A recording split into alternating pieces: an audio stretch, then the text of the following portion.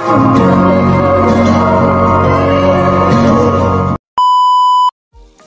guys, ngayon magluluto tayo ng ginisang ampalaya.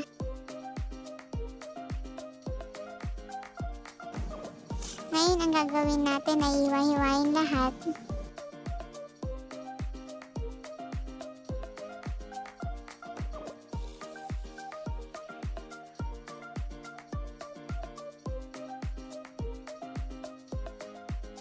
Pagkatapos natin hatiin sa gitna, tatanggalin natin yung puti sa gitna ng ampalaya.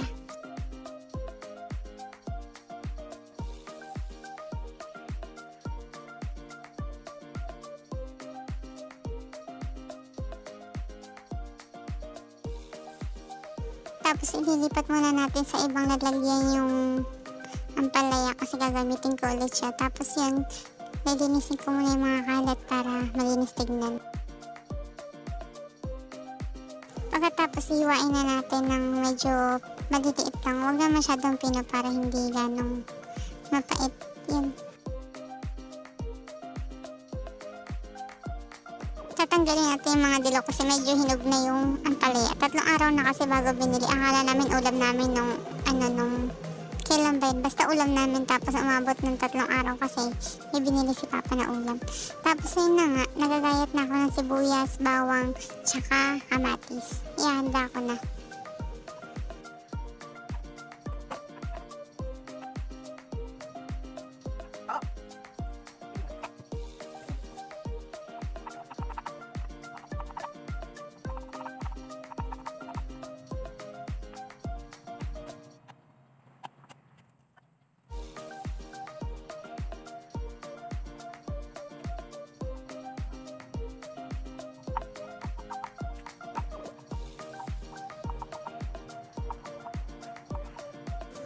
Ayun, tapos na yung bawang sibuyas. So, tapos linisin muna natin yan para hindi ka na madumi.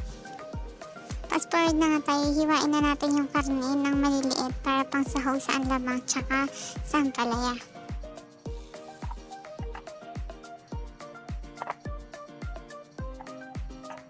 Yan, hiwain ko na yung kamatis. Hindi ko na tinanggal yung buto kasi maluluto din naman. Yan, maliliit lang din para pag ginisa mo, mapipiga mo ng maayos, hindi pag malalaki, mahirap pigain pag malalaki.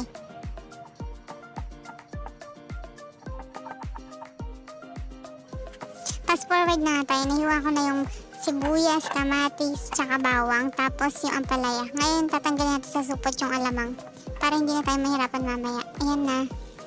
Yan na siya ngayon. Ayan na yung karne, tapos bawang, sibuyas, kamatis, ampalaya, tsaka alamang.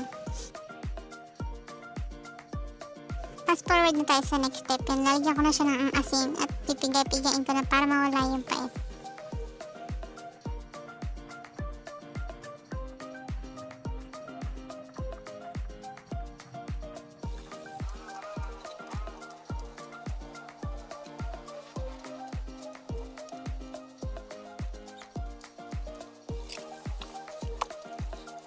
Nilagyan ko na rin siya ng tubig kasi nga para mawala din yung mga pait tsaka yung asin na nilagay ko. Hinugasan ko rin siya tapos pinigapiga ko din.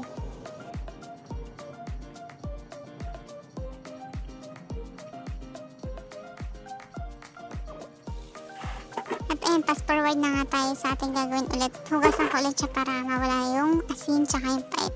Pangalawang hugas na yan para sure na hindi mapait tsaka hindi maalat yung lulutuin ko.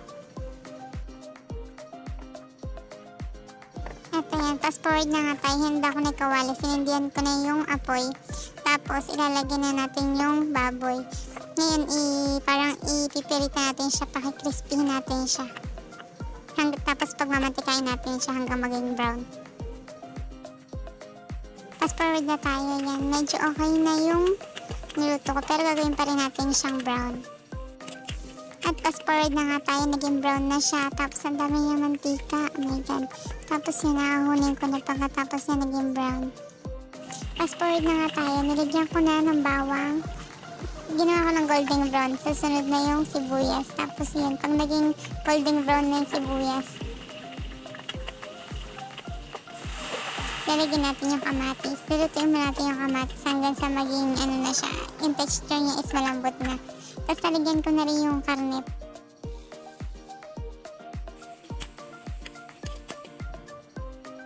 Ayan, tapos okay na yung kamatis, pinisak-pisak ko na para ano, kasi malambot na siya.